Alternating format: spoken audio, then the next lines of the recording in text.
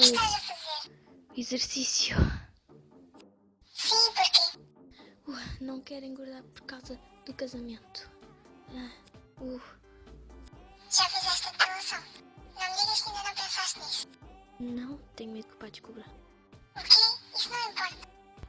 Só dizes isso porque não é contigo. Se o pai descobrisse ainda matava Mateus.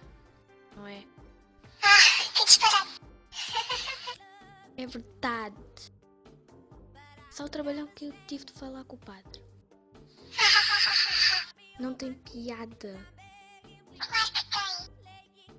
Anda cá. Eu tenho de te explicar uma coisa. Eu estava-me a rir, porque eu estava a te imaginar que no casamento sem fazer a depilação. Isso é ridículo. Não sei. Tens de fazer, senão vais passar macaco.